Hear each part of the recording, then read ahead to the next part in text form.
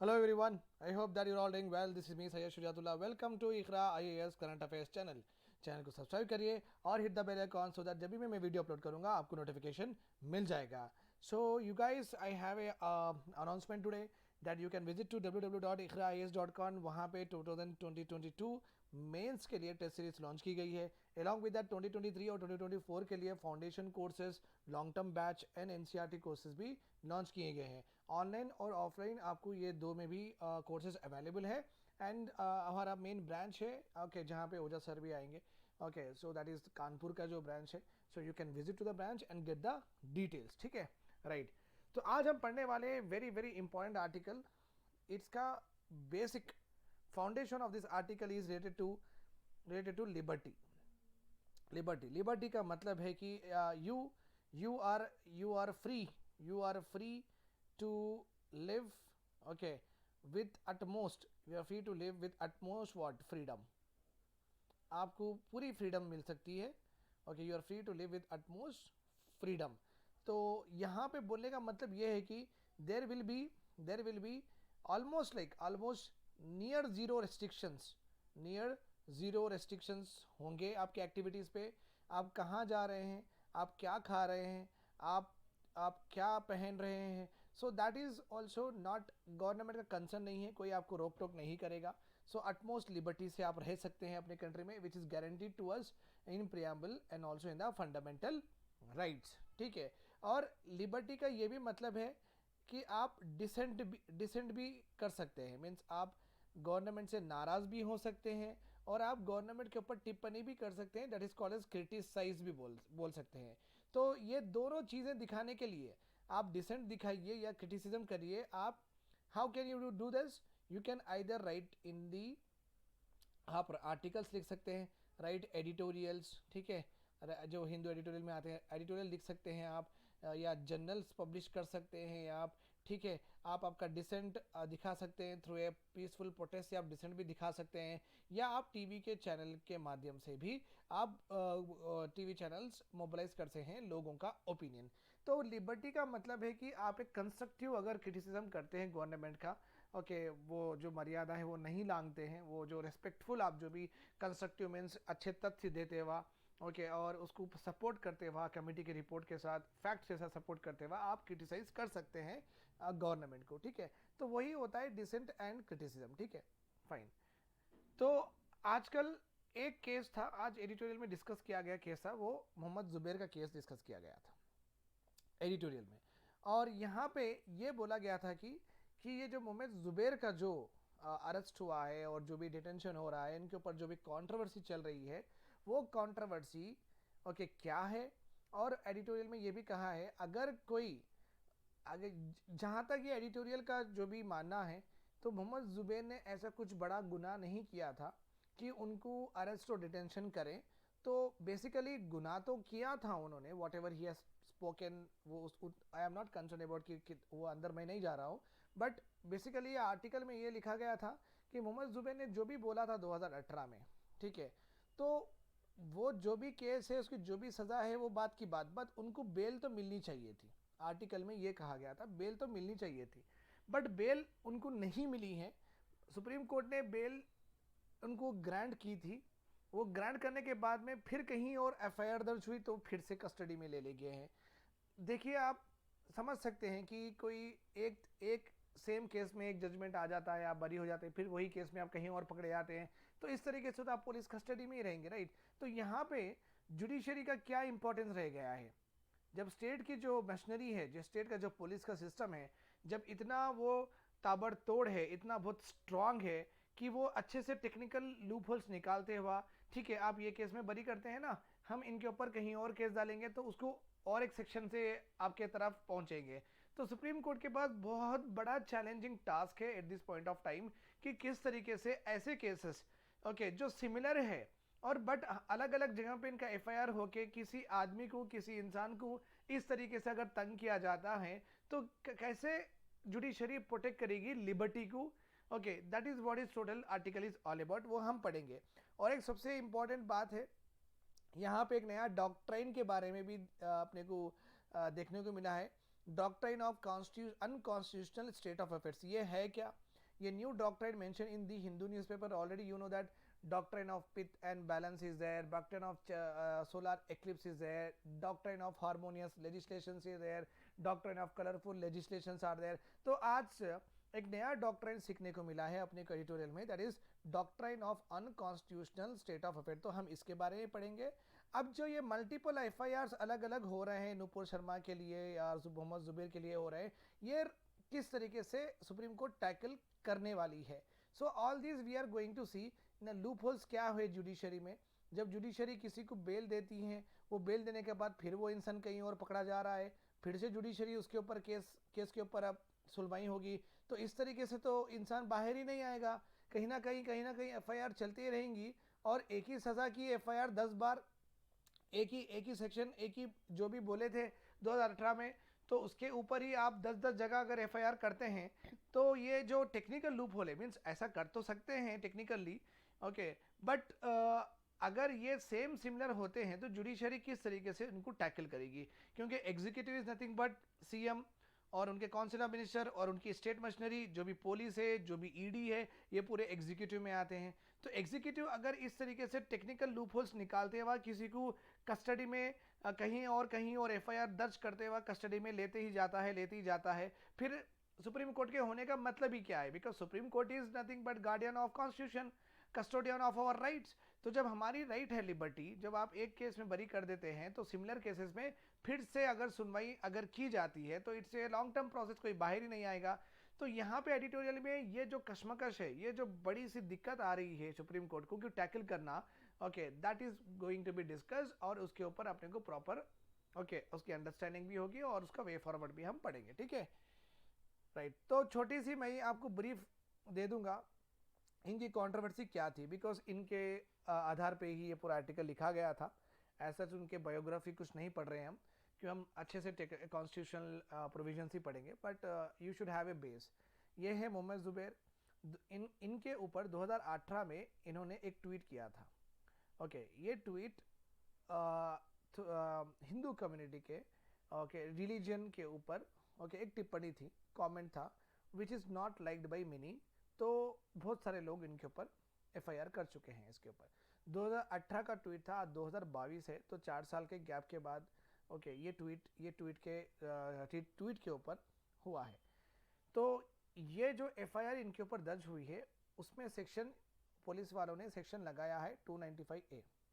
295A of Indian panel code कहता है कि कोई आदमी रिलीजियस फीलिंग को किसी के भी इंसल्ट करता है या उनके रिलीजियस बिलीफ के ऊपर कोई मजाकिया काम करता है या कुछ टिप्पणी करता है या सीरियस एलिगेशंस करता है, तो उसको ये 295A इंडियन पेनल कोड के तहत उसको अरेस्ट किया जाएगा और उसकी सुनवाई होगी एंड सब्सिक्वेंटली पनिशमेंट भी कोर्ट से मिलेगी।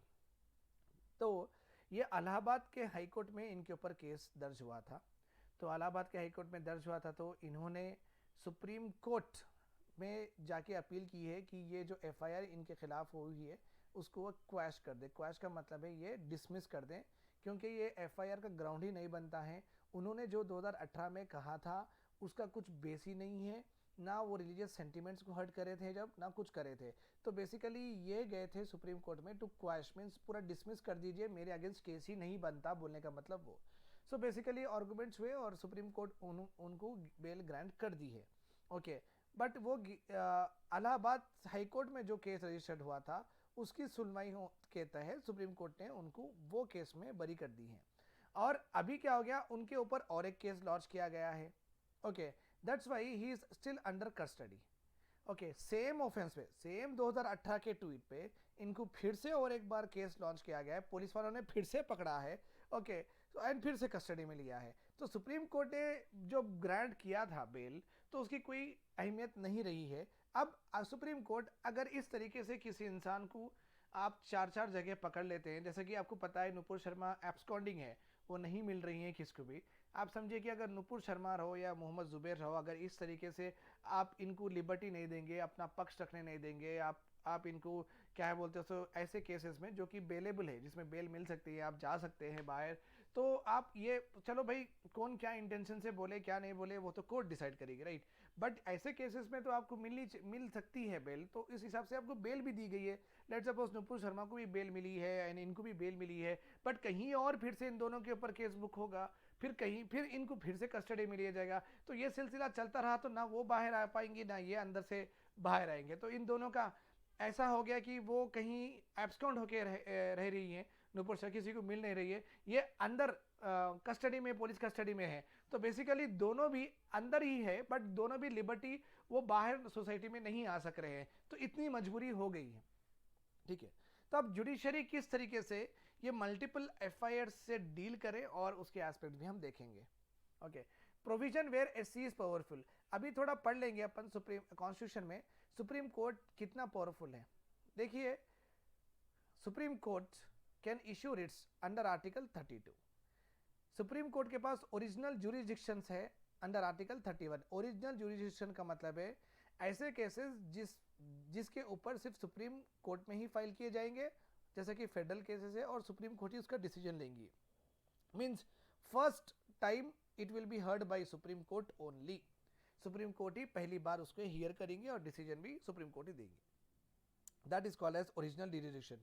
और सुप्रीम कोर्ट के पास वाइड अपीलेट ज्यूरिसडिक्शन भी, अपील भी सुप्रीम कोर्ट पे कर सकते हैं अंडर आर्टिकल 132, 133, 134, ये पूरे अपीलेट प्रोविजंस है।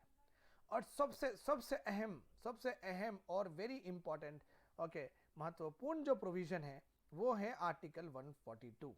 आर्टिकल 142, इसमें यह कहा गया है सुप्रीम कोर्ट कंप्लीट जस्टिस करने के लिए, ओके, कंप्लीट जस्टिस करने के लिए कौन सा भी ऑर्डर पास कर सकती है, okay, in any case pending before it, in any case pending before it, complete justice करने के लिए सुप्रीम कोर्ट कौन सा भी ऑर्डर पास कर सकती है। दो ये ऑर्डर थोड़ा बहुत ला के डिविएट भी हो सकता है, जो लॉ बनाया गया है जो पार्लियामेंट से, अगर उससे डिविएट भी होता है तो कोई बात नहीं, ओके, इतना ज्यादा पावर दिया गया है सुप्रीम कोर्ट को अंडर आर्टिकल 142।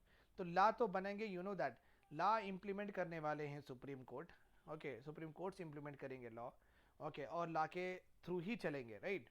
बट आर्टिकल 142 में कंप्लीट जस्टिस किसी को देना है। रिसेंटली राजीव गांधी, अपने former honourable former PM Rajiv Gandhi ji का भी जो भी असैसिनेशन हुआ था, रिसेंटली जो भी जेल गए थे वो 18 की उम्र में जो जेल गए थे, अब रिसेंटली वो लोग रिलीज हो गए। तो आप समझ सकते हैं कि वहाँ पे चलो भाई अब अच्छा खासा 20-25 साल आप पूरी जवानी बिता लिए, तो कंप्लीट जस्टिस अभी आपको लाइफ देना चाहिए बोल के सुप्रीम कोर्ट ने 142 का जो आर्टिकल इन्वोक करके उनको लाइफ इम्प्रिजनमेंट थी। एक्चुअली उनको क्या थी, वो जो राजीव गांधी जी के असैसिनेटर्स जो भी थे ना, उनके लिए क्या सजा थी, लाइफ इम्प्रिजन, मीन्स मरे दम तक उनको वहीं पे रहना था जेल में। बट सुप्रीम कोर्ट ने ये ऑर्डर को बाजू रखते हुआ उनको, चलो भाई अभी अच्छा खासा टाइम आप बिता लिए हैं, चलो you can go and meet your family and you can start a new life बोल के कंप्लीट जस्टिस करने के लिए सुप्रीम कोर्ट ने पहले के ऑर्डर से डिविएट होकर उनके खुद के ही ऑर्डर को रिवाइव करके उनको बरी कर दिया था। In the same way article 142 एक ऐसा इंस्ट्रूमेंट है, you can understand that it's like a Brahmastra, okay, Brahmastra है जो कभी फेल नहीं होगी। तो ये ऐसा इनके पास 142 प्रोविजन है जिससे वो कौन सा भी ऑर्डर, कौन सा भी लॉ को थोड़ा बहुत डिवेट होके पास कर सकते हैं ऑर्डर्स, ठीक है, राइट। अभी देखो इंडिया में लिबर्टी ऑन एज ऐसा माना जा रहा है, लिबर्टी उतनी नहीं है बात करने की, कहीं ना कुछ एफआईआर होते जाएंगे, वो प्रॉब्लम हो रही है। सो इंडिया में it has been of late that top court बहुत बार, सुप्रीम कोर्ट बहुत बार अपने आप को हेल्पलेस, ओके, के सिचुएशन में खड़े कर रही है अपने आप को। जब इंडिविजुअल लिबर्टी की बात आती है, मेनी ओकेशंस में ऐसा देखा गया है कि लिबर्टी प्रॉपरली प्रोटेक्ट नहीं कर पा रही है अपनी जुडिशरी। सुप्रीम कोर्ट का काम है कि हमारे फंडामेंटल राइट्स, जिसमें आर्टिकल 19 में लिबर्टी अपने को दिया गया है, आर्टिकल 19 में लिबर्टी अपने को दिया गया है, सुप्रीम कोर्ट का काम है कि फंडामेंटल राइट्स को वो प्रोटेक्ट करे। बट ऐसे बहुत सारे सिचुएशंस देखे गए हैं जहाँ पे सुप्रीम कोर्ट हेल्पलेस हो गई है और वो लिबर्टी और फंडामेंटल राइट्स को इंश्योर करने में, प्रोटेक्ट करने में कामयाब नहीं हो रही है। ये ऐसा क्यों, और उस वजह से क्या हो रहा, बहुत सारे पॉलिटिकल प्रिजनर्स वो लोग जेल में ही हैं, वहीं पे सड़ रहे हैं, बिकॉज उनके जो प्लीज है has been rejected by different courts. तो लिबर्टी के लिए, उनके भावुक होके, उनके कमेंट्स के लिए, उनके क्रिटिसिज्म के लिए, उनके वो लोग जो भी डिसेंट करे, ओके, गवर्नमेंट के अगेंस्ट वो कुछ भी बोले तो फिर उनके ऊपर केस दाखिल किया गया है। केस दाखिल होने के बाद में बहुत सारे कोर्ट्स वो केस में बेल ही नहीं दे रहे हैं, ओके, क्योंकि एक ना एक उनको एक प्रोविज़न आ रहा है, तो वो प्रोविज़न से वो बेल नहीं दे पा रहे हैं, ठीक है। तो यहाँ पे किसी की लिबर्टी को प्रोटेक्ट करने के लिए ना छोटे कोर्ट्स काम में आ रहे हैं, ना सुप्रीम कोर्ट भी अपने आप को उतना हेल्पफुल नहीं समझ पा रहा है अभी के टाइम पे। Okay, the executive is able to register multiple FIR, जैसे कि पुलिस है जो कि एग्जीक्यूटिव कहलाती है, ये जगह जगह पे एफआईआर, ओके, ये करते जा रहे हैं एक आदमी के नाम पे, ओके, टू इंश्योर दैट जो भी डिसेंडेंट है जो गवर्नमेंट के खिलाफ बोला, उन्हें किसी तरीके से जेल के बाहर ना आए, किसी तरीके से जेल के बाहर ना आए, तो यहाँ केस करेंगे, फिर यहाँ केस करेंगे, फिर यहाँ केस करेंगे। सो बेसिकली अगर कहीं यहाँ पे बेल मिली तो फिर यहाँ केस करेंगे, यहाँ पे बेल मिली तो फिर यहाँ पे केस करेंगे। तो यहाँ पे जो एक इंडिविजुअल की लिबर्टी है, तो कोर्ट अभी जुडिशरी अपना कितना अपने आप को बहुत वीक पाया गया है, क्योंकि ये एक इंसान को नहीं दे पा रहा है, ओके, वो प्रोटेक्ट नहीं कर पा रहा है उसकी लिबर्टी राइट्स। 10, द जेल का जो जूरिस्प्रूडेंस है, जेल में भेजने की जो अंडरस्टैंडिंग है of the executive effectively suppresses and exceeding the court's bail jurisdiction. तो जेल में जाना, जेल में रखना, जो एग्जीक्यूटिव के पास जो अथॉरिटी है, किसी को जेल में रखना, किसी को डिटेन करना, किसी को अरेस्ट करना, जो जेल के पास जो अथॉरिटी है, वो अथॉरिटी आजकल हमें ऐसे कैसे देखने को मिल रही, मीन्स वो कोर्ट के जुरिस्डिक्शन से ज़्यादा हो गई है, ओके, कोर्ट से जुरिस्डिक्शन से ज़्यादा हो गई, क्योंकि मोहम्मद जुबैर के नाम पे और एक एफआईआर दर्ज हुई कहीं और, वो निकले ही थे बाहर, निकलते निकलते कहीं और दर्ज होगी, तो यहाँ से उठा के उनको वहाँ लेके गए, ठीक है। तो आप समझिए यहाँ पे कि जो टेक्निकलिटी है कि आप जो एक जगह जो केस होता है तो वहाँ पे सुनवाई होगी, वहाँ से बरी होंगे, फिर कहीं और जगह होता अगर आप केस दर्ज तो वहाँ पे सुनवाई होगी, तो वहाँ पे आप बरी होगे। तो इस तरीके से अगर जेल का जो अंडरस्टैंडिंग, जेल की जो एग्जीक्यूटिव पावर जो यूज़ कर रहे हैं, वो एक्चुअली क्या हो रहा है, कोर्ट के जो भी ऑर्डर से उससे सरपास कर रही है। चैलेंजेस क्या है? It has been seen that जो अपनी एग्जीक्यूटिव है, पुलिस है, जो गवर्नमेंट है, which is hunting its opponents, उनके अपोनेंट्स को हंट कर रही है in a systematic and incremental way. Systematic means यहाँ पे केस नहीं तो चलो भाई यहाँ बरी हो गया ना, यहाँ पे डालेंगे, ठीक है, यहाँ पे बरी हो गया ना, यहाँ पे डालेंगे। तो ये सिस्टमेटिक वे और इंक्रीमेंटल वे, और एक केस लगा के, और एक सेक्शन लगा के, और 4-5 सेक्शन लगा के, incremental, it is hunting, executive is hunting that particular person, okay. Conventional legal wisdom ये कहता है, लीगल में जो पहले से जो इंडिपेंडेंस से जो हम देखते आ रहे हैं अपना जुडिशरी सिस्टम, इनके हिसाब से अगर कोई क्रिमिनल ऑफेंस किया जाता है कहीं और पे, कहीं एक जगह पे, वो केस वहीं पे डेल्ट होगा, वहाँ पे सुनवाई होगी, वो डिस्प्यूट भी वहीं हो जाएगा, वहाँ पे ऑर्डर भी पास होगा। अगर कहीं और भी दर्ज हुआ तो फिर वहाँ पे अलग सुनवाई होगी, फिर वहाँ पे बरी किया जाएगा या कन्विक्ट किया जाएगा, सब वहीं पे होगा। तो अभी जो कन्वेंशन है, कन्वेंशन मीन्स जो हमेशा से चलते आ रहा है, एक क्राइम की जो भी होगी सुनवाई एक जगह होगी, फिर कहीं और अगर क्राइम करते हैं तो उसकी उस हिसाब से होगी। सो बेसिकली आप समझ गए होंगे कि एक ऐसा लूप होल है जहाँ पे यूज़ कर रहे हैं एग्जीक्यूटिव, जिससे कोई आदमी जो डिसेंडेंट है वो बाहर ना आए।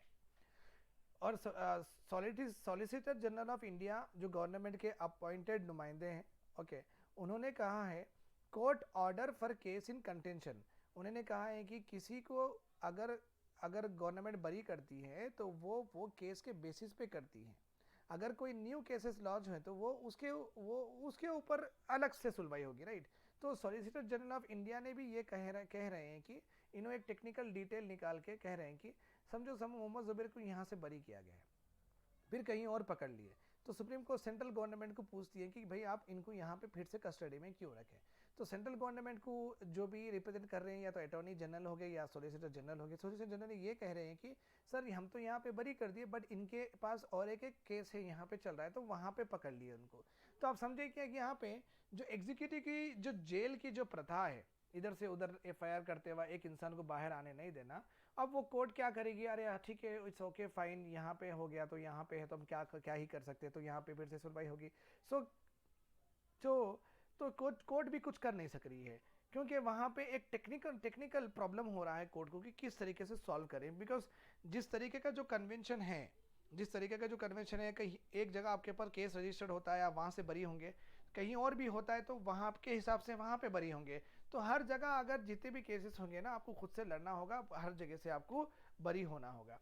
इट्स अ कोर्ट्स इनेबिलिटी, ये कोर्ट की इनेबिलिटी बताई गई है आर्टिकल में कि यहाँ पे okay, it is not able to overcome this argument by invoking spirit of article 142 that led the ironic predicament of Mr. Duber being in the jail despite the grant of interim bail। तो court ये overcome नहीं कर सक रहा है कि ये multiple FIR का करेंगे क्या। ओके, कन्वेंशन के हिसाब से तो जहाँ पे आपकी केस रजिस्टर्ड है वहाँ पे अलग से सुनवाई होगी, अगर इस तरीके से जाते गया चलते गया तो ये कैसे सॉल्व होगी। तो कोर्ट के पास यहाँ पे मल्टीपल एफआईआर्स को सॉल्व करने का बहुत बड़ा प्रॉब्लम आ गया है। और आजकल क्या हो रहा है, replacing rule of law by rule by law चल रहा है। रूल ऑफ लॉ तो आप समझ गए हैं कि all people whether the person is peon और पीएम और president, all people are equal before law.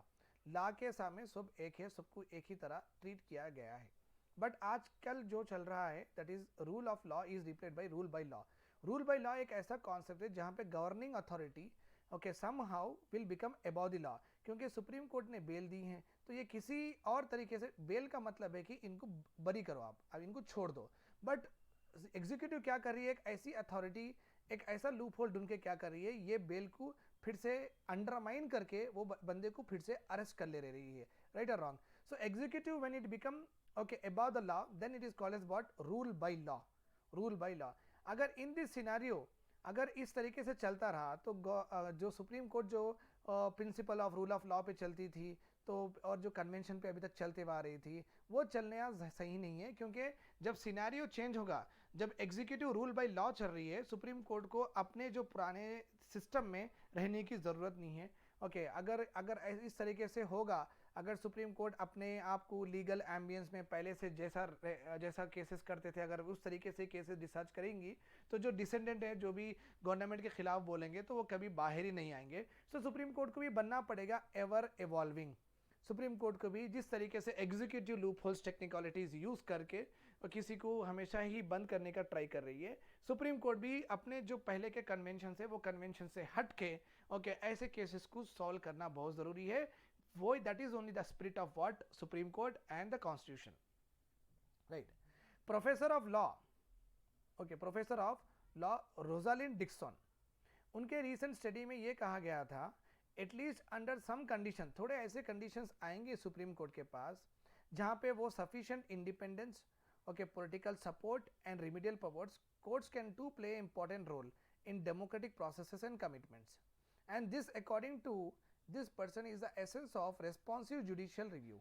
Responsive judicial review का मतलब क्या है,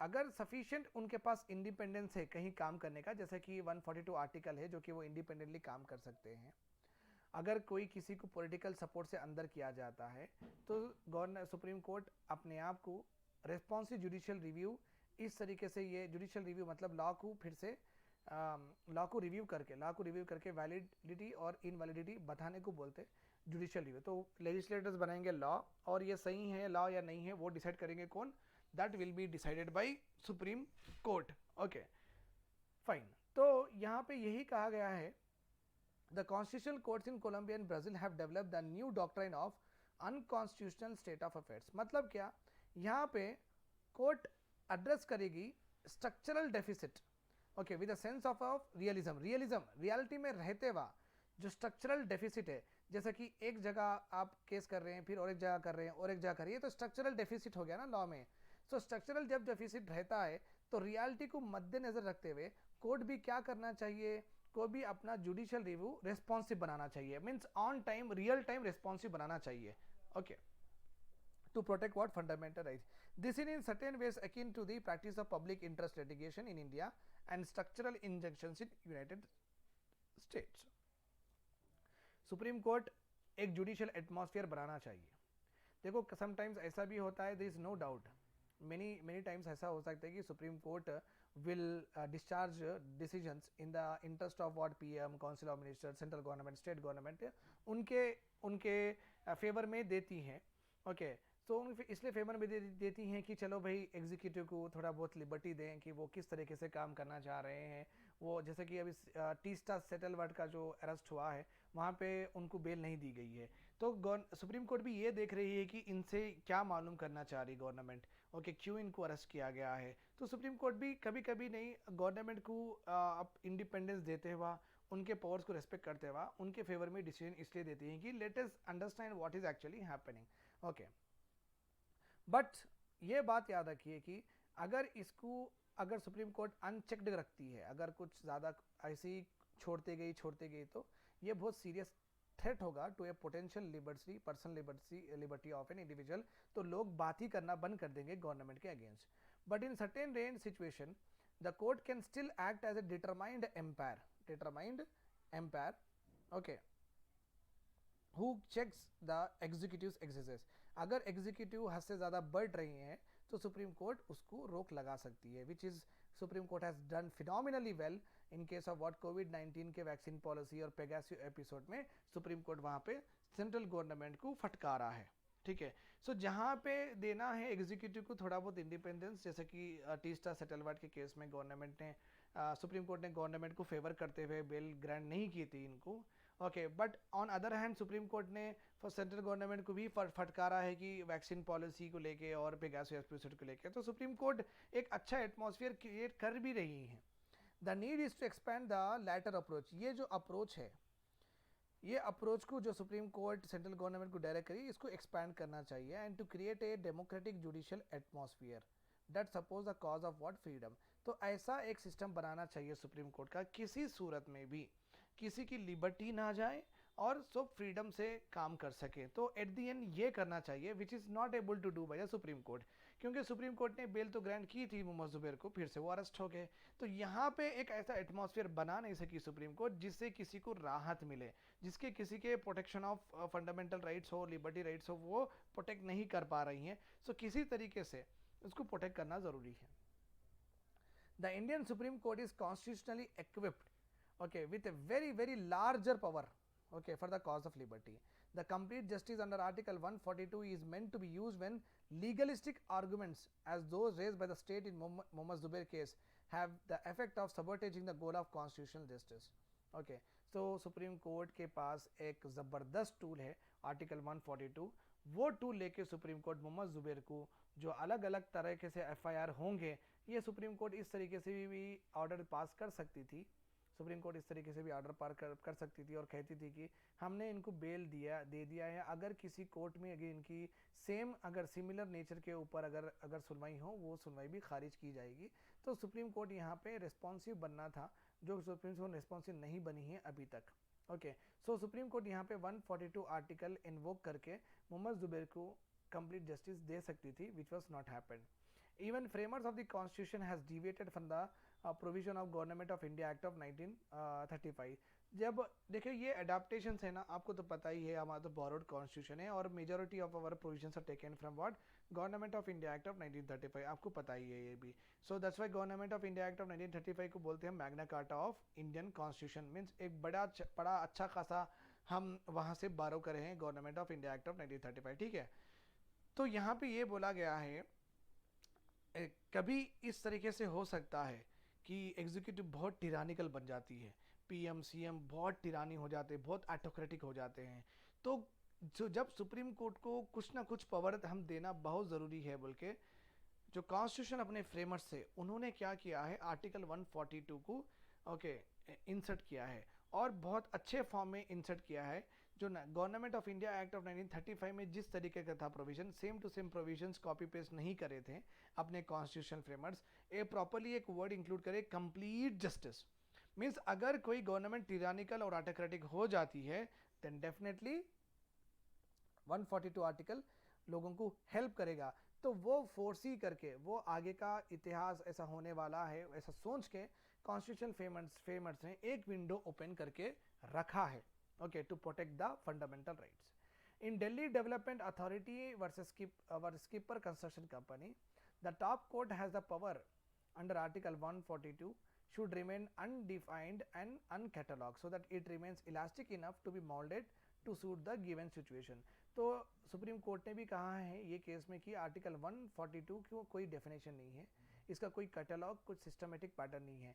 जब भी इसकी ज़रूरत पड़ेगी हम इसको यूज़ करेंगे in a given situation and make the things possible.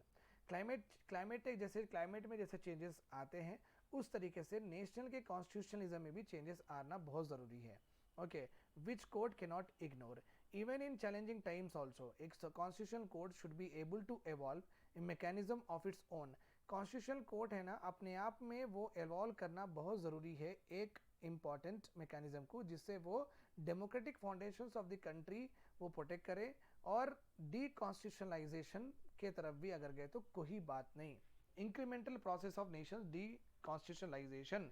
Constitution means you know that constitution का मतलब है लिमिटेड फॉर्म ऑफ गवर्नमेंट, जो लिखा हुआ है उसके दायरे में ही रह के काम करना है. बट कभी कभी ऐसे सिचुएशंस आ जाते हैं सुप्रीम कोर्ट को अपने आप में ऐसा मैकेनिज्म निकालना चाहिए जो कॉन्स्टिट्यूशन से थोड़ा बहुत डिवेट होके भी हो सकता है. Because the basic aspect of जो कॉन्स्टिट्यूशन है डेमोक्रेटिक, ओके, लिबर्टी, इक्वालिटी, इसको प्रोटेक्ट करने के लिए थोड़ा बहुत कॉन्स्टिट्यूशन से अगर दूर भी होते हैं, डी कॉन्स्टिट्यूशनलाइजेशन में भी जाते हैं सुप्रीम कोर्ट, तो अच्छा है, ऐसी कोई गलत बात नहीं है.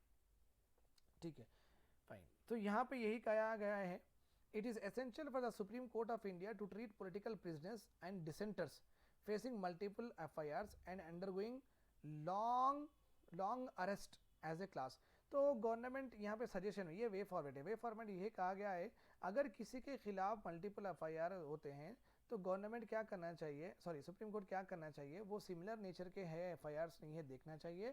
अगर वो सिमिलर नेचर के एफआईआर्स होते तो वन क्लास में उसको कैटेगराइज करके बेल इस तरीके से देना चाहिए कि ये क्लास के अगर कोई और केसेस है तो हम उसको पूरे क्लब करके डिसीजन देना बहुत ज़रूरी है. तो that is how supreme court can protect were liberty of an individual. यही लिखा गया है ये पर्टिकुलर केस में. ठीक है, thanks a lot for hearing to me. Have a nice day. Bye bye, take care. अगर डाउट्स है तो प्लीज़ पूछिए in the comment section. I will be more happy to help you out.